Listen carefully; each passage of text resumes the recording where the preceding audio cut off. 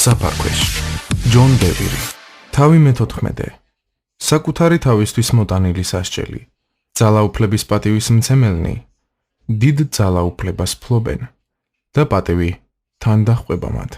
ყველა დავითივით არ პასუხობს წინამძღოლებს. უფრო ხშირად მათში ნაკლოვანებების დანახვა გვსიამოვნებს და მაშინ ჩვენი თავშეუკავებლობა გამართლებული გვეჩვენება. სხვების განსაკუთრებით კი წინამძღოლების ცოდვებზე ჩვენი გამოხმაურება სულიერი მოწიფულობის უდიდესი მაჩვენებელია. ამასთან ერთად ღმერთი ძალაუფლებაში მყოფთა ნაკლსა და შეცდომებს ჩვენი გულის ნამდვილი მდგომარეობის გამოსააშკარავებლად იყენებს. ამას ნოეს ერთ-ერთი ვაჟის შემთხვევაში ვხედავთ. სწორია, მაგრამ არასწორია. წარღვნის შემდეგ ნოე მიწის დამუშავებას შეუდგა და ვენახი გააშენა. ერთ დღესაც დალევა მეტისმეტი მოუვიდა და კარავში მოსასვენებლად შევიდა. სიმთვრალემ თავის იქნა და სამოსელ შემოძარცვული ნოე შიშველი მიეგდო დასაძინებლად. უმცროსი ვაჟი ქამი კარავში შევიდა და მამა რომ დაინახა, ორ უფროს ძმას სემსა და იაფეთს უხმო. მან მხოლოდ ოჯახის წევრებს გაუმხილა ნოეს სიშიშვლე. ალბათ ასეთი იყო მისი სიტყვები. ბიჭებო, მამა გამომთვალა და გაშიშვლებულა. ან იქნებ უარესიც მოხდა და ძმები თავიანთი სულიერი წინამძღოლის სიშიშვლის სანახავად მიიწვია. როცა სემმა და იაფეთმა ეს ამბავი გაიგეს, სამოსელი აიღეს. მხრებზე მოიგდეს და კარავში უკუსვლით შევიდნენ, რომ მამის სიშიშვლე არ დაენახათ. როცა ნოე გამოფხიზლდა, ქამის საქციელზე შეიტყო. მოისმინეთ მისი ნათქვამი. თქვა, წყეული მციყოს ქანაანი. თავისი ძმების მსახურთა მსახური იყოს. და თქვა, კურთხეულია უფალი სემის ღმერთი, მის მსახურად იყოს ქანაანი. განავრცოს ღმერთმა იაფეთი და სემის კარვებში დაემკვიდროს. მის მსახურად იყოს ქანაანი. დაბადების მეცხრე თავის 25 მუხლიდან 27 მუხლის ჩათვლით. წიგნის დასაწყისში ღვთის ძალაუფლებისადმი დაუმორჩილებლობის შედეგები განვიხილეთ. საკუთარი ნებით ამბოხებულები წყევლის ქვეშ ექცევიან. ქამმა ეს ჭეშმარიტება ძნელი გზით ისწავლა. მან უპატიო ჰყო და ღვთის მიერ ნოესთვის გადაცემული ძალაუფლებისადმი აგდებული მოპყრობა გამოამჟღავნა. ამან ქამის შთამომავლობას წყევლა მოუტანა. საინტერესოა, რომ ქამს დანაშაულმა სასტიკი შედეგი არ გუნა, ხოლო ნოეს სიმთვრალის უარყოფით შედეგებზე არაფერია ნათქვამი. ნოეს ზნეობრივი მარცხი მისი სამი შვილის გამოცდას მოემსახურა და თითოეული მათგანის გულის ნადები გამოავლინა. ერთი მეამბოხე და უგუნური იყო, ხოლო დანარჩენი ორი პატივის მცემელი და მოწყალე. ნოემ საუკეთესო მაგალითი არაჩვენა თავისი სიმთვრალით, მაგრამ ღმერთმა მისი საქციელი ძალაუფლების ქვეშ მყოფთა გამოსაცდელად გამოიყენა. ორმა ძემ ეს გაიაზრა და მას პატივი მიაგო. ერთმა თავის ხელში აიღო მოვლენების განვითარება და მამა შეარცხვინა მისი შეურაცხყოფით. ამით თავად დაიტეხა წყევლა, რომელიც მისი აზრით მამისთვის იყო განსაზღვრული. სემმა და იაფეთმა არათუ არ შეხედეს მამის მარცხს, არამედ სხვებსაც, ცოლებსა და შვილებს არ მისცეს მისი მდგომარეობის დანახვის საშუალება და დაფარეს ის. მათ მამის პოზიციისადმი მოკრძალება შეინარჩუნეს და ამით ისიც დაიცვეს და თავიანთი გულიც. ქამმა მამა საცინლა დაიგდო და შეარცხვინა.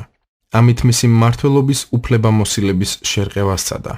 ამის შემდეგ უმცროსი ვაჟი საკუთარი დაუმორჩილებლობის გამართლების უფლებას მოიპოვებდა ნებისმიერ დროს, როცა თავად მოისურვებდა.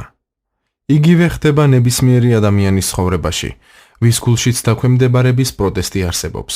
ძალაუფლების დისკრედიტაცია ასეთებს დამორჩილების საჭიროების განათავისუფლებს. მათ არ სწორთ გულში ამ შემკავებელი გრძნობის არსებობა და თავიდან იშორებენ. ღვთიური დიდების დარბაზში, ებრაელთა მე-11 თავი.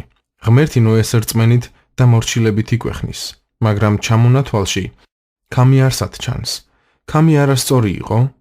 ნუთო ნოე არ დამთვალა ან არ გაშიშვლებულა. დიახ, ქამი 100%-ით მართალი იყო დანახულში, მაგრამ ცდებოდა პრინციპის გაუთვალისწინებლობაში. გონებრივი მსჯელობით მისი ქმედება გამართლებულია, მან ის თქვა, რაც დაინახა. მხოლოდ ქამი იყო მართალი, თუმცა მორჩილების და მოწიწების პრინციპი საპირისპიროზე მეტყველებს. სემმა და იაფეთმა მამას პატივი მიაგეს და იკურთხნენ. ბევრი ადამიანი ქამისნაირად ზუსტად გადმოსცემს წინამძღოლის შესახებ, მაგრამ მაინც არასწორს სჩადის ღვთიური სტანდარტების თანახმად. მათ უპატიო ჰყვეს სხვა და დაკარგეს კურთხევა. ისინი საკუთარი გაგების და ნაფიქრის სიბრიყვეში ცხოვრობენ. მათ აკლიათ დავითის, სემისა და იაფეტის მსგავსი გული.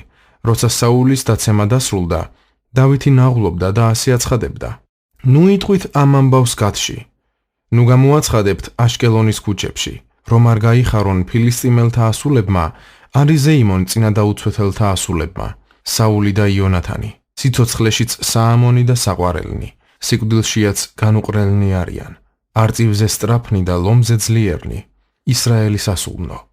დაიტირეთ საული თქვენი შემმოსველი ძოწეულით და ძვირფასეულით, ოქროს სამკაულებით რომ გიმშვენებდათ სამოსელს. მეორე სამუელის პირველი თავის მე-20 მუხლი, 23 და 24 მუხლი. დავითმა დიდი განსაცდელი გამოიარა 40 წლის მანძილზე, სანამ წინამძღოლის ხელით იდევნებოდა. ბუნებრივი გაგება და ხორციელი აზროვნება სიხარულისა და გამარჯვების სეიმისკენ უბიძგებდა. დავითმა დაამტკიცა, რომ ძალაუფლების პრინციპებით ცხოვრობდა და მაგალით საჩვენებდა მის დაქვემდებარებაში მყოფებს. შედეგად იგი სამეფოს დიდი წინამძღოლი გახდა. ვინც ძალაუფლებას პატივს მიაგებს, თავად მოიპოვებს დიდ ძალაუფლებას და ასეთს პატივი თან სდევს. ასეთები ღვთის კურთხევას იზიდავენ. ვინც ძალაუფლებას ლანძღავს ან დიდად არაფასებს, ამ უპატივცემულობის მოსავალს მოიმკის და სასჯელი თან გამოყვება. თავზე მსჯავრის დატეხა. მოდით კიდევ ერთხელ განვიხილოთ გადაცემული ძალაუფლების საფუძველ ჩამყრელი ჭეშმარიტება. ყოველი სული უნდა ემორჩილებოდეს უმაღლეს ხელისუფლებას, ვინაიდან არ არსებობს ხელისუფლება თუ არა ღვთისაგან, ხოლო არსებულნი ღვთის მიერ არიან დადგენილნი. ამიტომ ხელისუფლების მოწინააღმდეგე ღვთის დადგენილებას ეწინააღმდეგება, ხოლო მოწინააღმდეგენი მსჯავრს დაიტეხენ თავზე. რომაელთა მე-13 თავის პირველი და მეორე მუხლი. სასჯელი იმაზე მოდის, ვინც ძალაუფლებას ეწინააღმდეგება. შეეხე ძალაუფლებას და ამით ღმერთს შეეხები. ორ საერთაშორისო მასშტაბის ეკლესიაში უმსახურობდი, სანამ საკუთარ საქმეს წამოვიწყებდი. გამუდმებით ვხედავდი ძალაუფლების წინააღმდეგობისთვის ადამიანთა თავს დატეხილ სასჯელებს. სხვადასხვა ფორმით მოდიოდა, მაგრამ არასოდეს ცდებოდა. განსაკუთრებით მაშინ ხდებოდა ცხადი, როცა თანამშრომელს ათავისუფლებდნენ. მნიშვნელობა არ ჰქონდა, რამდენად უგუნური იყო წინამძღოლი, ან რა გარემოებები დატრიალდებოდა. თუ ისინი წინამძღოლს აკრიტიკებდნენ, ან შეურაცხყოფდნენ, თუ სიმწარეს სვამდნენ, ბოლოს დიდი სიძნელეები ელოდებოდათ. ზოგიერთისთვის ეს იყო ფინანსები, სხვებისთვის სამუშაო, ჯანმრთელობის პრობლემები, შვილებთან ურთიერთობის სიძნელეები, ოჯახური პრობლემები. სიაგრძელია, მაგრამ უჩვეულო განსაცდელების ძაფი ყველა იმ პიროვნების ცხოვრებას გასდევდა, ვინც სულიერ ზედამხედველებს პატივს არ მიაგებდა. ისეთებიც მინახავს სამსახურიდან რომ გაათავისუფლეს, მაგრამ ფაქიზი სული შეინარჩუნეს. ისინი თავიანთ ყოფილ უფროსებზე უარყოფითად არ ლაპარაკობდნენ და არც სხვების ლაპარაკს უსმენდნენ. პირიქით, აკურთხებდნენ და პატივს მიაგებდნენ, რა საკითხიც არ უნდა წამოჭრილიყო. მათ იცოდნენ, რომ ღმერთი იყო წყარო და მისგან ელოდნენ უზრუნველყოფასა და მზრუნველობას, ამიტომ წინამძღოლების წინსვლისთვის იღვწოდნენ. მინახავს, როგორ მიიღეს მათ გაცილებით უკეთესი პოზიციები, ვიდრე ჩვენთან ჰქონდათ. ზოგიერთთან ჩემი გზები წლების შემდეგ გადაიკვეთა და ვნახე, რომ ისევ კურთხეულები იყვნენ ცხოვრებაში. როგორ უნდა შეინარჩუნოთ სულის სიფაქიზე? იესომ საიდუმლო გაგვიმხილა. მე კი გეუბნებით, გიყვარდეთ თქვენი მტრები. ილოცეთ თქვენი მარწყევრებისთვის, კეთილი უყავით თქვენს მოძულეებს და ილოცეთ მათთვის, ვინც გავიწროებთ და გდევნით. მათეს მე-5 თავის 44 მუხლი. ის გვეუბნება, რომ უნდა ვილოცოთ მათთვის, ვინც სულიერი თვალსაზრისით გვიყენებს ან ბოროტად გვექცევა. როცა ასე ვიქცევით, ჩვენი გულები იკურნება და კრიტიკის ან ტანჯვისგან თავისუფლდება. ნიჭიერება ძალაუფლების წინააღმდეგ. წმინდა წერილის მეშვეობით ვისწავლე და ცხოვრებისეული გამოცდილებით ვიხილე, რომ ძალაუფლების წინააღმდეგ მოლაპარაკენი თავზე მსჯავრს იტეხენ. გაიხსენეთ მირიამი და აჰარონი. დაელაპარაკნენ მირიამი და აჰარონი მოსეს წინააღმდეგ ქუშელი ქალის გამო, რომელიც ცოლად მოიყვანა. რიცხვთა მე-12 თავის პირველი მუხლი.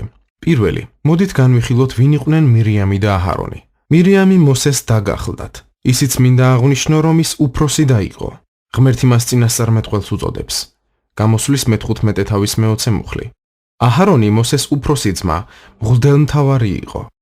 ამრიგად, ჩვენ ვლაპარაკობთ წინამძღოლობის მნიშვნელოვანი პოზიციის მქონე ორ ცნობილ ადამიანზე. ისინი მოსეს აკრიტიკებდნენ ქუშელ ქალზე დაქორწინების გამო.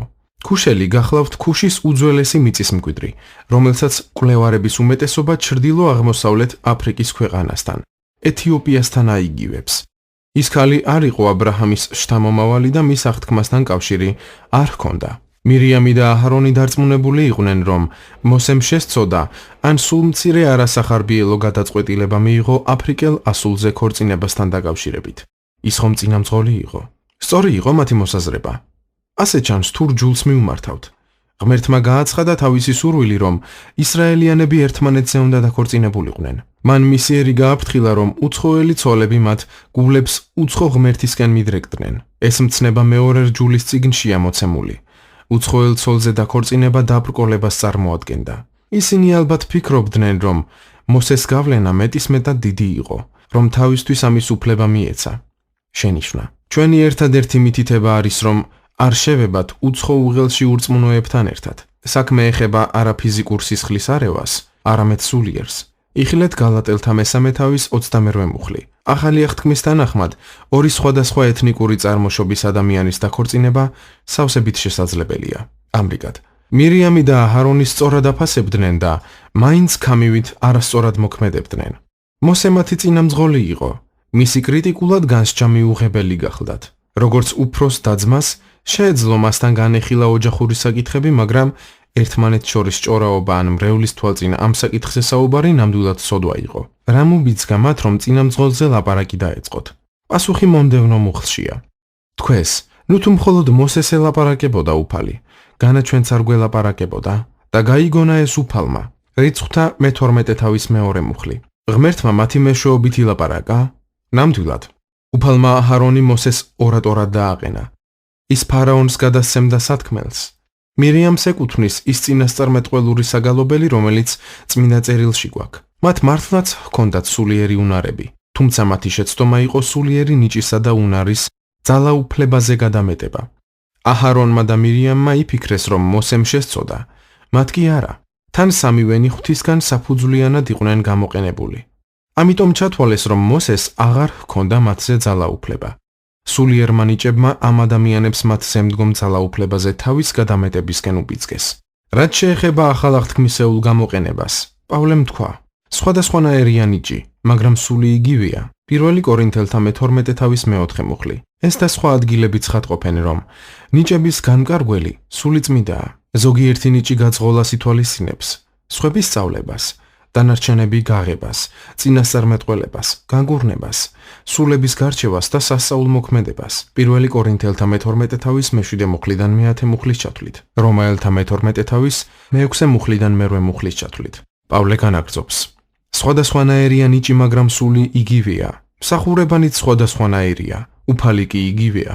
1 კორინთელთა მე-12 თავის მე-4 და მე-5 მუხლი. მსახურების აღმნიშვნელი ბერძნული სიტყვა გახლავთ დიაკონია. თეიერის ბერძნული ლექსიკონის თანახმად, ის გამოიყენება მოციქულისა და მისი მმართველობის, ასევე წინასწარმეტყველების, მახარებლების, უხუცესებისა და სხვათა პოზიციების აღსანიშნავად. მარტივად რომ ვთქვათ, ეს სიტყვა ეკლესიის სულიერი წინამძღოლობის 5 პოზიციაზე მიუთითებს. წერილიდან ვხედავთ, რომ მათი განკარგველი უფალი იესო ქრისტეა. ამას კიდევ ერთი მონაკვეთი მოწმობს. პავლემ დაწერა, რომ იესომ მკვდრეთით აღდგომის შემდეგ მოგვცა ერთნი მოციქულებად, მეორენი წინასწარმეტყველებად, ზოგნი მახარებლად, ზოგნი კი მწყემსებად და მასწავლებლებად, რათა აღჭურვონ წმიდანები მსახურების საქმისთვის, ქრისტეს სხეულის აღსაშენებლად. ეფესელთა მე-4 თავის მე-11 და მე-12 მუხლი. სათასამეფოს ძალაუფლება პოზიციების მეშვეობით მოდის და არა ნიჭების გავლით. რადგან აღდგომის შემდეგ იესოს მიეცა ყოველგვარი ძალაუფლება ზეციერი მამის მიერ. მათეს 22 თავის მე-18 მუხლი. თავის მხრივ, იესომ დააყენა 5 მთავარი მსახურება, როგორც ეფესელთა მიმართ წერილიდან ჩანს. ამრიგად, მისი ძალაუფლება დაყენებული პოზიციების საშუალებით მომდინარეობს. კარგად უნდა გავითვალისწინოთ ფაქტი, რომ რიგითი მორწმუნე შეიძლება მწყემსზე ნიჭიერი იყოს, მაგრამ ძალაუფლების პოზიციაზე დაყენებული მწყემსი ნიჭიერ ადამიანზე მაღლა დგას. არაერთი მაგალითის მოყვანა შემიძლია ტრაგიკულ შედეგებზე, რომლებიც სულიერი ნიჭის მქონე ადამიანის საკუთარ თვალში ამაღლებას მოჰყვა. ერთ-ერთი მათგანი იყო ეკლესიის დამხმარე პასტორი, რომელსაც ქადაგებისა და სწავლების ბრწყინვალე ნიჭი ჰქონდა. მის გაკვეთილებზე ხალხის ტევა აღარ იყო, მხოლოდ ფეხზე დგომას თუ შეძლებდით. მართლაც საოცრად გამოკვეთილი იყო ღვთისნიჭი მის ცხოვრებაში. კვირაში ერთხელ ლოცვას უძღვებოდა და აქაც ადგილი ხალხით იყო გადაჭედილი. რაც უფრო პოპულარული ხდებოდა, მით მეტი თავშეუკავებლობით აკრიტიკებდა ეკლესიის დადგენილებებს და თავად უფროს პასტორს. მან თქვა, რომ პასტორის პოლიტიკა ხელს უშლიდა სულიწმინდის მოძრაობას და თავის მოსაზრებას ირგვლივ ყოფებს უზიარებდა. მისი კრიტიკული დამოკიდებულება მეორე დამხმარე პასტორსაც გადაედო. გარკვეული დროის შემდეგ დანიშნულ საღამოს ლოცვის მსახურების ერთობლივად გაძღოლა დაიწყეს. ერთხელაც უფროსი პასტორი ჩუმად შევიდა ლოცვაზე უკანა კარიდან და დაინახა, რომ ორი დამხმარე პასტორი სწორედ ისე წარმართავდა მსახურებას, როგორც დაარიგა, რომ არ გაეკეთებინათ. ეკლესიის, ქალაქისა და დაღუპულთათვის ლოცვის ნაცვლად ისინი ხალხს ლოცვის სხვადასხვა ფორმებს ასწავლიდნენ და საყვედურობდნენ თუ რაიმე შეეშლებოდათ. ხალხი დაბნეული იყო. ეს ადამიანები უნარიანი მსახურები იყვნენ, თუმცა ეკლესიურ ძალაუფლებას არ ემორჩილებოდნენ. მათი უპატივცემულობის სერიოზულობას ის ფაქტი ფარავდა, რომ უფალი მათ ქადაგებისა და ხალხის მომსახურებისთვის იყენებდა. მორჩილების სწავლა სასჯელის მეშვეობით. ყველაზე თავმდაბალი კაცი იყო მოსე დედამიწის ზურგზე. უთხრა უფალმა მოსეს, აჰარონსა და მირიამს მოულოდნელად, გამოდით სამივე საკრებულო კარავთან და გავიდნენ სამივენი. რიცხვთა მე-12 თავის მე-3 და მე-4 მუხლი. ამ მონაკვეთის მეშვეობით თვალს გადავავლებთ ხასიათის, რათვისებას მოითხოვს ღმერთი მისთვის სასურველი წინამძღოლებისგან. მოსე ყველაზე თავმდაბალი კაცი იყო დედამიწის ზურგზე. თუმცა აქ არც აჰარონის და არც მირიამის აღწერილობა არ ჩანს. მათი აზრები უფრო ამ გამოთქმას ჰგავს. აგურის ნატეხი იძახდა, ლალთან დამდეთ, მეც წითელი ვარო. უფალმა სამივე საკრებულო კარავთან გამოიძახა. ეს მოულოდნელად მოხდა. სასჯელი ხშირად გაუფრთხილებლად მოდის. როცა ისინი კარვისკენ მიემართებოდნენ, სავსებით შესაძლებელია, რომ მირიამი აჰარონსას ეუბნებოდა. მზად იყავი. მოსემ მოიტანა ეს აფეთქება უცხოელ ქალზე დაქორწინებით. ახლა უფალი შენ დაგაყენებს წინამძღოლად, იმიტომ რომ ყოველთვის სწორად იქცეოდი. ამგვარ აზროვნებას იქ შეხვდებით, სადაც ადამიანი ცდუნებას კარს უღებს, ძალაუფლებასთან დაპირისპირებით. რასაკვირველია, სინამდვილეში მოვლენები სრულიად სხვაგვარად განვითარდა. ღმერთმა მირიამი და აჰარონი წინ გამოიყვანა. უფალმა მათ შეახსენა, რომ მოსეს მთელი თავისი სახლი მიანდო და მასთან პირისპირ ლაპარაკობდა ყოველგვარი ქარაგმების გარეშე. შემდეგ ასეთი კითხვა დასვა: როგორ არ შეგეშინდათ მოსეს, ჩემი მსახურის წინააღმდეგ რომ ლაპარაკობთ? მუხლი მერვე: როცა ძალაუფლებას ვაკრიტიკებთ, უფლის შიშის ნაკლებობას ვამჟღავნებთ. მოისმინეთ რა მოხდა. აღინთო უფლის რისხვა მათზე და განშორდა უფალი. აშორდა ღრუბელი კარავს და აჰა, თოვლივით დაფარა კეთრმა მირიამი. შეხედა აჰარონმა მირიამს და აჰა, კეთროვანია იგი. რიცხვთა მე-12 თავის მე-9 და მე-10 მუხლი. ძალაუფლების წინააღმდეგ გამოსვლით სასჯელს ვიტეხთ თავზე. ეს მოიცავს ღვთის თანდასწრების დაკარგვას და კიდევ რაღაც ფორმის განსაცდელს. ზემოხსენებული ორი პასტორის ამბავს თუ დავუბრუნდებით, გეტყვით, რომ არც თუ დიდი ხნის შემდეგ ეკლესია მიატოვეს.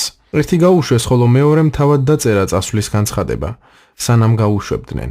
ერთმა ახალი ეკლესიის დაფუძნებას სცადა ქუჩის ბოლოს და მცირე მრევლი შეიძინა. მისი დიდი ძალის ხმევის მიუხედავად წევრების რაოდენობა 100 ადამიანს არ აცილებია. დამხმარე პასტორის პოზიციაზე მის დაქვემდებარებაში 600 ადამიანზე მეტი იყო. ეკლესიიდან წასვლის შემდეგ მოკლე ხანში ოჯახური ტრაგედიაც შეემთხვა. მეორე დამხმარე პასტორი ქალაქიდან წავიდა და მოკლე დროის მანძილზე გარკვეულ წარმატებასაც მიაღწია მსახურებაში. მისი ეკლესია რამდენიმე ასეულ ადამიანამდე გაიზარდა, მაგრამ თითქმის ყველასგან იზოლირებული დარჩა და ნაკლებად ენდობოდნენ. 20 წელზე მეტი ხნის მანძილზე ეკლესია მრავალჯერ დაიყო და მისი ხელმძღვანელობის სტილმა ბევრი არეულობა მოიტანა იმ საზოგადოებაში. ბოლოს ის ქალაქი დატოვა. წლების წინ ეს ადამიანი ჩვენი დიდი ეკლესიის ყველაზე შთამაგონებელი და სანატრელი სიტყვის გადამცემი იყო. ბევრს სჯეროდა, რომ ის მნიშვნელოვან გავლენას მოახდენდა მთელ ერზე. ტრაგიკულია, რომ სიჯიუტემ სულ სხვა მიმართულება ააღებინა ცხოვრებაში. როგორც კი სასჯელი მოვიდა, აჰარონმა მეყსეულად მოინანია თავისთვის და მირიამისთვის. ღმერთმა მიუტევა მათ, მაგრამ მისი ბრძანებისამებრ მირიამს მაინც მოუხდა 7 დღე ბანაკის გარეთ ყოფნა. ბევრს აინტერესებს, რატომ დაემართა კეთრი მხოლოდ ქალს, ხოლო აჰარონი გადარჩა. ერთი მიზეზი შეიძლება იყოს, რომ მირიამი უფრო მეტად შემტევი იყო სიტყვიერ დაპირისპირებაში. Როგორც არ უნდა იყოს, ეს შემთხვევა გვაჩვენებს, რაოდენ სერიოზულად ეკიდება ღმერთი განხილულ საკითხს. სულიერი ძალაუფლების მიმართ წინააღმდეგობა უმეტესად სწავლისა და ზრდის შესაძლებლობად იქცევა. თუ ასეთ სახიფათო მდგომარეობაში აღმოჩენილი ადამიანები ინანიებენ, ხშირად ეკლესიის ყველაზე ერთგულ წევრებად იქცევიან. წინააღმდეგობა ყოველთვის ბოროტი გულიდან არ მომდინარეობს. ხშირად ამის ბრალი უმეცრებაა. როცა გაცნობიერება მოდის, მონანიებაც მყისვე მოხვება. ზოგჯერ ამას გარკვეული დრო სჭირდება, რადგან ზოგიერთ ადამიანს იმ ტკივილის ატანის მეტი უნარი აქვს, რაც წვეთის წინააღმდეგ ცემით ადგებათ. ცხადია მირიამს არასოდეს დაავიწყდებოდა თავისი დამდაბლების ამბავი. მას მსგავსი რამ არასოდეს ჩაუდენია, რადგან მისი გულიდან დაუმორჩილებლობა აღმოიფხვრა. თუმცა ყველა მირიამისა და აჰარონის მსგავსად არ ტრიალდება ღვთისკენ და საკუთარი შეცდომიდან ვერ სწავლობს. იმ თემიდან სხვებიც აღდგნენ ღვთის მიერ დადგენილი ძალაუფლების წინააღმდეგ. მათ არ მოუნანიებიათ და საუკუნო სასჯელი მიიღეს. რატომ აღზევდით თქვენ? თემიდან სამმა კაცმა, ლევიანმა კორახმა და რეუბენიანებმა, დათანმა და აბირამმა, მოსესა და აჰარონის წინააღმდეგ 250 ისრაელიანი მთავარი და გამორჩეული კაცი გამოიყვანა. მათ თქვეს, მეტის მეტს იღებთ თქვენ თავზე, რადგან წმინდა მთელი თემი და უფალი მკვიდრობს მასში.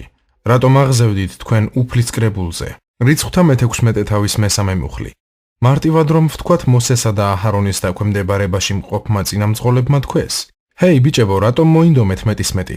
ჩვენც ღვთის ხალხი ვართ და ისედაც დავემორჩილებით მას თქვენი მითითებების გარეშე. ეს სიტყვები ადრეც მოგისმენიათ. თუ ზუსტად ესენი არა, იგივე სულისკვეთებით ნათქვამი სხვა სიტყვები, რომლებიც ხშირად საქმით ან უფრო დახვეწილი აზრით გამოიხატება. ალბათ გაგიგონიათ, ყველანი თანასწორები ვართ, ან ყველანი ძმები და დები ვართ, ან ყველას გვაქვს სული წმიდა. რატომ უნდა დავემორჩილოთ მათ მმართველობას? ეს ადამიანები დარწმუნებულები არიან, რომ უფლისგან ისმენენ ისევე როგორც ნებისმიერი სხვა. ვხვდები, რომ ეკლესიის წიაღში დამოწაფებად წოდებული მოძრაობა ხელიდან დაგვისხლტა 1970-იან წლებში და წინამძღოლებისადმი მორჩილებამ წონასწორობა დაკარგა. მაშინ ადამიანები პასტორებს ეკითხებოდნენ, წასულიყვნენ თუ არა დასასვენებლად, ეყიდათ თუ არა ესა თუ ის მანქანა ან რომელიმე დიდი ნივთი. დაქორწინებულიყვნენ თუ არა კონკრეტულ ადამიანზე. ამაში ჩართული არ ვყოფილვარ და არ ვიცოდი, რამდენად შორს იყო წასული ეს პროცესი. თუმცა ზოგიერთებმა მითხრეს, რომ საბოლოოდ რჩევები სულაც არ ეფუძნებოდა წმინდა წერილს. ამ და წინამძღოლობის ბოროტად გამოყენების სხვა შემთხვევებმა ადამიანები მეორე უკიდურესობამდე მიიყვანა. მათ სულიერი ძალაუფლება შეიძულეს. ამან რადიკალი თავისუფალი აგენტები და სულიერი მაწანწალები წარმოშვა, რომლებიც ეკლესიიდან ეკლესიაში, კონფერენციიდან კონფერენციამდე დახეტიალობდნენ და საკუთარ ლოცვის შეკრებებს უძღვებოდნენ ან საკუთარ ეკლესიებს აფუძნებდნენ, რადგან ვერ პოულობდნენ საკმარისად სრულყოფილ პასტორს, რომ დამორჩილებოდნენ. ასეთი აზროვნება ურჯულოების საიდუმლოს წისქვილზე ასხამდა წყალს, რომლის ჩვენს დროში ამოქმედების შესახებაც პავლემ გაგვაფრთხილა. მოსეს წინააღმდეგ აღმდგარი კაცები ერთ დღეს ფარაონის მმართველობის ბოროტად გამოყენების მსხვერპლნი იყვნენ. შემდეგ მათ ცხოვრებაში მოსე გამოჩნდა და მისი ძალაუფლებაც რადიკალური აღმოჩნდა, მაგრამ სხვა გაგებით. ზოგჯერ მისი ხელმძღვანელობით უფრო მეტი გასაჭირი სატანა უწევდათ, ვიდრე ფარაონის მმართველობისას ჰქონდათ. შესაძლოა ისინი ფიქრობდნენ, რომ ეგვიპტის ფარგლებს გასცდნენ. ფარაონი თვალთახედვის არედან დაიკარგა. მოსე საკუთარ მიზნებს ემსახურებოდა და ყველა ისრაელიანი თავის პატრონი იყო. ამ კაცებს ყელში ამოუვიდათ ძალაუფლება და მასთან დალაპარაკება გადაწყვიტეს. ყველა კაცი თავისთვის იყო. ბოლოს და ბოლოს ისინი ხომ ღვთის ერთს წარმოადგენდნენ და ვინაიდან ძალაუფლებას სიძნელეები მოჰყვა, რამდენიმე მათგანი გაერთიანდა და მოსეს შეუტია. ასეთი სცენის მომსწრე არაერთხელ ვყოფილვარ ჩემი მოგზაურობის დროს. ბიზნესმენები, ლოცვითი შუამდგომლობის ჯგუფები, მრჩეველთა საბჭო ან ეკლესიის რომელიმე შიდა ჯგუფი პირს კრავდნენ პასტორის წინააღმდეგ. ყველა მათგანს ესმოდა ღვთისგან მხოლოდ პასტორი ცდებოდა უფლის სიტყვას. ნეტას ცოდნოდათ რა სულით იყვნენ აღზრულნი. სულიერი ძალაუფლება დაყენებულია. როგორც უკვე ვთქვი, დასავლეთის მკვიდრებს სირთულეები აქვთ სამეფოს პრინციპებთან დაკავშირებით. ჩვენ თავისუფალი მეწარმეობის დემოკრატიულ საზოგადოებაში ვცხოვრობთ, რომელიც სამეფოსგან სრულიად განსხვავდება. სამეფოს მეფე მართავს მემკვიდრეობითი უფლებით და დაყენებული წინამძღოლების მეშვეობით. დემოკრატია მმართველებს თავად ირჩევს. თავისუფალი მეწარმეობის სისტემაში ლიდერობა შესაძლებელია ფულის, უნარების, გავლენის ან ნიჭის გამოყენებით. თუმცა ღვთის სამეფოში საქმე სულ სხვაგვარადაა, სადაც წინამძღოლებს მეფე ადგენს. იესო მსახურების პოზიციებზე ხალხს თავად აყენებს. არავის შეუძლია ადამიანის ამ მსახურებაზე დაყენება გარდა უფლისა, რომელიც ამას სულიწმიდის მეშვეობით აკეთებს. როცა ძალაუფლების პოზიციას ღვთიური დანიშვნის გარეშე ვიკავებთ, საკუთარ თავს აღვაზებებთ. ეს მოიცავს მოწოდებულებსაც, რომლებიც ჯერ კიდევ არ არიან დაყენებულნი. პავლე გვაფრთხილებდა: ჩემთვის მოცემული მადლით ვეუბნები ყოველ თქვენგანს. თქვენს თავზე იმაზე მეტად მოიფიქრებთ, ვიდრე უნდა იფიქროთ. რომაელთა მე-12 მუხლი. ებრაელთა წერილის ავტორიც ადასტურებს სულიერ წინამძღოლობაზე თავშეკავების მნიშვნელობას. არავინ თავისით არ ღებულობს ამ პატივს. წინამუხლებიდან ცხადი ხდება, რომ ის დაყენებული უნდა იყოს. ავტორი აგრძელებს: არც ქრისტესგან უდიდებია თავი, რომ მღვდელმთავარი გამხდარიყო. ებრაელთა მე-4 და მე-5 მუხლი. იესოც კი არ ცდილობდა თავად დაეკავებინა წინამძღოლობის პოზიცია. იგი მამამ დააყენა. მოусმინეთ, როგორ აღწერს პავლე საკუთარ თავს. პავლე, იესო ქრისტეს მონა, მოწოდებული მოციქული, გამორჩეული ღვთის სახარებისთვის. რომაელთა პირველი თავის პირველი მუხლი. მან ახსენა მოწოდებული და შემდეგ გამორჩეული. გამორჩეული დაყენების აღმნიშვნელი ტერმინია. პავლე წუთისოფლის დასაბამიდან იყო მოწოდებული, მაგრამ ამ პოზიციაზე გადარჩენის მიღებისთანავე არ დამდგარა. ის გამოსაცდელ პერიოდში ანტიოქიის ეკლესიის წინამძღოლებს უნდა დამორჩილებოდა. გამოცდა, წლები გაგრძელდა და პავლე მოგვიანებით საკუთარი გამოცდილებიდან წერს წინამძღოლებს.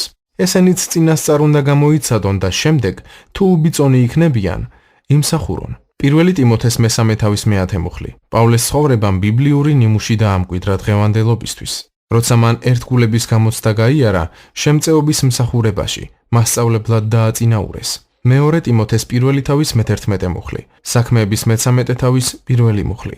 მსახურებებისა და პოზიციების განაწილების ღვთიური წესრიგის შემდეგი მუხლიდან ჩანს და დააყენა ღმერთმა ეკლესიაში პირველად მოციქულები, მერე წინასწარმეტყველნი, მერე მოძღვრები, შემდეგ შეწევნა. პირველი კორინთელთა მე-12 თავის 22 მუხლი. პავლე არა მარტო შეწევნის სფეროში გამოიცდებოდა, არამედ სწავლებაშიც. გამორჩევის ღვთიურ ნიმუშს მსახურების უფრო მაღალ საფეხურზე მის გადაყვანასთან დაკავშირებით კიდევ ერთხელ ვხედავთ პავლეს შემთხვევაში, როცა ის მასწავლებლობიდან მოციქულად დაადგინეს. ანტიოქიის ეკლესიაში იყვნენ წინასწარმეტყველები და მოძღვრები: ბარნაბა და სიმონი, ნიგერი რომ ერქვა, ლუციუს კვირინელი და მანაინი, მეოთხედ მთავარ ჰეროდეს ძუძუმდე და სავლე. საქმეთა მე-13 თავის პირველი მუხლი. სავლე, რომელსაც მოგვიანებით პავლე ეწოდა, ანტიოქიის ეკლესიის მასწავლებლებსა და წინასწარმეტყველებს შორის არის მოხსენიებული. პირველი ტიმოთეს მეორე თავის მე-7 მუხლიდან ვიცით, რომ ის არ იყო ერთ-ერთი წინასწარმეტყველი, არამედ მასწავლებელი. კითხვის გაგრძელებისას ვიგებთ: გამომიყავით ბარნაბა და სავლე იმ საქმისთვის, რისთვისაც მოვუწოდე. საქმეთა მე-13 თავის მეორე მუხლი. სულიწმინდამ დაილაპარაკა: გამომიყავით. დადგა დრო. არაერთი კვირით ადრე, ან გვიან, არამედ ახლა. უფალმა განსაზღვრა როგორც დრო, ისე პიროვნებები, რომლებიც უნდა გამოეყოთ. პავლემ წლების განმავლობაში იცოდა, რომ მის ცხოვრებაში მოციქულური მოწოდება არსებობდა. ეს დამასკოს გზაზე შეხვედრიდან 3 დღის შემდეგ გაცხადდა. საქმეების მე-9 თავის მე-15 მუხლი. ახლა იესომ გამოარჩია ის, ვისაც წლების წინ მოუწოდა. პავლე ერთგულად მსახურობდა ისე, რომ თავი არასოდეს აღუზევებია. უფალმა იმ ეკლესიის დაყენებული წინამძღოლები გამოიყენა, რომელშიც პავლე ერთგულად მსახურობდა. უხუცესებიც ანალოგიურად დაადგინეს. შემდეგ ვკითხულობთ. მარხვისა და ლოცვის შემდეგ ხელები დაასხეს მათ და გაუშვეს. სულიწმინდის მიერ მივლინებული სელევკიაში ჩავიდნენ. საქმეების მე-13 თავის მე-3 და მე-4 მუხლი. ყურადღება მიაქციეთ, რომ ისინი გაუშვეს. დაყენებულმა წინამძღოლებმა გაგზავნეს პავლე და ბარნაბა. დააკვირდით მომდევნო მუხლს. სულიწმინდის მიერ მივლინებულნი. იესომ დაადგინა და გამოყო პავლე და ბარნაბა სულიწმინდის მიერ და ეს ეკლესიის წინამძღოლების მეშვეობით გააკეთა. და ბოლოს, ეს მოხდა ძალაუფლების სწორი ჯაჭვის გამოყენებით. იესოს არ მოუხმია ანტიოქიის წინასწარმეტყველური ლოცვითი შუამდგომლობის ჯგუფი და არც პავლე და ბარნაბა გაუგზავნია სხვა ქალაქის ან იგივე ქალაქის სხვა ეკლესიის წინასწარმეტყველურ შეკრებაზე, სადაც პავლე არ იყო დაქვემდებარებული. მას არც სულიერი ნიჭებით დაჯილდოებული ცალკეული ადამიანები გამოუყენებია ზემოხსენებული კაცების დასაყენებლად. უფალმა ის წინამძღოლები გამოიყენა, რომლებიც ანტიოქიის ეკლესიაში თავად დააყენა. სწორედ ამიტომ გვაფრთხილებს ღმერთი, არავის დაასხა ხელი აჩქარებით. პირველი ტიმოთეს მეხუთე თავის 22 მუხლი. წინამძღოლები თვალყურს ადევნებენ ეკლესიაში მომსახურეთა ერთგულებას და როცა ღმერთი მათ გულებს დაელაპარაკება რომელიმე წამოსაწევად, იმის განცხადების გაბედულებაც აქვთ, რომ ეს უფლის დადგენილებაა. ასეთია ახალი აღთქმის ეკლესიაში წინამძღოლთა პოზიციაზე ადამიანების დაყენების უფლისმიერი მეთოდი. უმწიფარი მოწოდებაში. მოსემ ადრევე იცოდა თავისი მოწოდების შესახებ. 40 წელი რომ შეუსრულდა, გულში სურვილი გაუჩნდა თავისი ძმები, ისრაელიანები მოენახულებინა. დაინახა რომ ვიღაცას ჩაგრავდნენ. გამოესარჩლა. შური იძია ჩაგრულისთვის და მოკლა ეგვიპტელი. ეგონა მიუხვდებოდნენ ძმები რომ ღმერთი მისი ხელით იხსნიდა მათ, მაგრამ ვერ მიხვდნენ. მეორე დღეს მოევლინა მათ, როცა ჩხუბობდნენ ერთმანეთში. მოუწოდა მათ მშვიდობისკენ და უთხრა: კაცებო, თქვენ ხომ ძმები ხართ, რატომ ჩაგრავთ ერთმანეთს? მაგრამ მოყვასის დამჩაგვრელმა ხელი ჰკრა მას და უთხრა: ვინ დაგნიშნა ჩვენს მთავრად და მსაჯულად? საქმეების მეშვიდე თავის 23-დან 27 მუხლის ჩათვლით. ხალხმა, რომლის წინამძღოლიც უნდა ყოფილიყო, ვერ გააცნობიერა მისი ძალაუფლება. ვიღაცამ ზუსტად ის სიტყვები უთხრა, რომლებიც შემდეგ კორახმა, დათანმა და აბირამმა. ვინ დაგნიშნა ჩვენს მთავრად და მსაჯულად? ამ ადამიანს არაფერი მოსწევია, რადგან მოსე ჯერ დაყენებული არ იყო. მიუხედავად იმისა, რომ მოწოდება მის გულში უკვე მკვიდრობდა, ღვთიურ ძალაუფლებაში არ იყო დადგენილი. დარწმუნებული ვარ, რომ მოსეს მიმართ უდაბნოში ინტენსიური წინააღმდეგობის მიზეზი შემდეგი გახლდათ. ისინი ხედავდნენ ღვთიურ ძალაუფლებას მასზე, მაგრამ არ მოსწონდათ. ეს კარგად ხსნის ღვთის სიტყვებს, რომ ხალხი სინამდვილეში მოსეს კი არა, მას ებრძოდა. დღესაც ხშირ შემთხვევაში იგივე ხდება. ყველაზე მეტად უპირისპირდებიან ღვთის ძალაუფლებაში მდგარ ადამიანებს და ამით ღვთის ავტორიტეტს ეწინააღმდეგებიან. საკუთარი თავის დაყენება მაცდური და სახიფათოა. როცა კორახი, დათანი და აბირამი მოსეს დაუპირისპირდნენ, ეს უკანასკნელი ნამდვილად ღვთის მიერ იყო დადგენილი და მისი ძალაუფლების გამოვლინება ყველასათვის ცხადი გახლდათ. იმ ამაყმა კაცებმა კი თავად დაიდგინეს თავი. მათი აზროვნება ამბოხების მაცდური და სახიფათო ფორმის გამოხატულება იყო. მაცდური გახლდათ იმ გაგებით, რომ ამბოხების მიუხედავად ღვთის წინაშე დგომასა და სწორ მსახურებაში დარწმუნებული იყვნენ. ისრაელის 250-მა მთავარმა თავი დააჯერა, რომ ისინი უბრალოდ მოსეს და აჰარონს უპირისპირდებოდნენ. მათ მცირედითაც არ წარმოედგინათ, რომ ამ ბრძოლამ ღმერთიც მოიცვა, რომლის მსახურების სურვილიც ამოძრავებდათ. როგორღაც გზაებნათ და მოსეზე ღვთის ძალაუფლების დანახვა ვეღარ შეძლეს. ამან კიდევ უფრო აღანთო მასთან დაპირისპირების სურვილი. ეს სახიფათო იყო, რადგან უდიდესი სასჯელი მოსდევდა. ეს ლუციფერის დაცემის მსგავსია. იმ კაცების სიტყვების მოსმენის შემდეგ მოსე მაშინვე მიხვდა, რა სული იდგა მათ უკან და პირქვე დაემხო. მას კამათი არ დაუწყია. ღვთისგან დაყენებულ ადამიანებს ღვთიური გული აქვთ და საკუთარი პოზიციების დამტკიცებას არ ცდილობენ. მოსე ახლოს იცნობდა ღმერთს და იცოდა, რომ მხარს დაუჭერდა მის წინამძღოლობას. მოსემ თქვა: ნუ თუ ცოტაა თქვენთვის, რომ გამოგყოთ ისრაელის ღმერთმა, ისრაელიანთაგან და დაგიახლოვათ, რათა შეასრულოთ უფლის სავანის მსახურება და იდგეთ მის მსახურებად თემის წინაშე. დაგიახლოვა შენ და შენთან ერთად შენი ძმები, ლევის ძენი. ახლა მხუთლობასაც ესწრაფით, ამიტომ შეიკრიბეთ უფლის წინააღმდეგ შენ და მთელი შენი დასი. ვინ არის აჰარონი, რომ დრტვინავთ მასზე? რიცხვთა მე-16 თავის მე-9 მუხლიდან მე-11 მუხლის ჩათვლით. მათ იმაზე მეტის მიღება მოისურვეს, ვიდრე ღვთისგან ჰქონდათ გადმოცემული და მოულოდნელად მასთან დაპირისპირებულები აღმოჩნდნენ. ისინი ღვთიური ძალაუფლების იმ დონეს წაეპოტინენ, რომელიც ღმერთს მათთვის არ მიუწია. მოსემ კიდევ გაუმეორა: მეტის მეტს იღებთ თქვენს თავზე, ლევის ძენო. რიცხვთა მე-16 თავის მე-7 მუხლი. როცა ცხადი გახდა, რომ ეს კაცები სიჯიუტეში უკან არ დაიხევდნენ, უფალმა მოსეს მიდითება მისცა. ხალხს უთხარი, რომ განერიდონ კორახის, დათანისა და აბირამის კარვებს. მოსე სწრაფად გაეშურა დათანისა და აბირამის კარვებისკენ და მორჩილი ისრაელიანი მთავრები მიყვნენ. სწრაფად უთხრა ხალხს: განშორდით ამ უხთო ადამიანთა კარვებს და მათ სასნურაფერს მიეკარებით, რათა არ აღიგავოთ მათ ცოდვებთან ერთად. ხალხი გაშორდა კორახის, აბირამისა და დათანის კარვებს. შემდეგ დათანი და აბირამი წინ გამოვიდნენ და თავიანთი კარვების შესასვლელებთან დადგნენ ცოლებთან, ვაჟებთან და მცირეწლოვნებთან ერთად. მოსემ თქვა: ამით გაიგებთ, რომ უფალმა მომავლინა ამ საქმის გასაკეთებლად და არ მიმოქმედია ჩემინებით. თუ ესენი ჩვეულებრივი სიკვდილით მოკვდებიან და ყველა მოკვდავის ბედს გაიზიარებენ, არ ვყოფილვარ უფლის გამოგზავნილი. ხოლო თუ ისეთ რამეს მოიმოქმედებს უფალი, რაც აქამდე არ მომხდარა, გააღებს მიწა პირს და შთანთქავს მათ და თელს მათ საბადებელს და ცოცხლად ჩავლენ ქვესკნელში. მაშინ გაიგეთ, რომ შეიძულეს ამ ადამიანებმა უფალი და დაასრულა თუ არა ამ სიტყვების თქმა, გაიპო მიწა მათ ქვეშ, გააღო მიწამ პირი, შთანთქა ისინი და მათი სხეულები. ყოველი ადამიანი, რომელიც კორახთან იყო და მთელი მათი ქონება, ჯერ კიდევ ცოცხალნი ჩაცვივდნენ ქვესკნელში ყველაფერთან ერთად, რაც გააჩნდათ. გადაეფარათ მიწა და აღიგავნენ კრებულიდან. ყველა ისრაელიანი, ვინც მათ ირგვლივ იყო, გაიქცა მათ ყვირილზე და ამბობდნენ: ჩვენც არ გვშთანთქასო მიწამ. ცეცხლი გამოვიდა უფლისგან და შთანთქა 250 კაცი, საკმევლის შემწირველი. რიცხვთა მე-16 თავის 24 მუხლიდან 35 მუხლის ჩათვლით. ამ კაცებზე მოწეული სასტიკი სასჯელი ორ გამომაფხიზლებელ ფაქტს გვიტოვებს. პირველი, მათ ნამდვილად სჯეროდათ, რომ ღმერთს ემსახურებოდნენ მაშინ, როცა სინამდვილეში უპირისპირდებოდნენ. მეორე, ახალ აღთქმაში იუდა გვაფრთხილებს, რომ უკანასკნელი დღეების ეკლესიაში იგივე დაემართებათ მეოცნებეებსაც, ხორცს რომ ბილწავენ, ძალაუფლებას უარყოფენ და დიდებას გმობენ. მერვე მუხლი. შემდეგ იუდა ამბობს: ვაი მათ, რადგან სიჯიუტით იღუპებიან როგორც კორახი. მე-11 მუხლი. ამბოხება გადამდებია.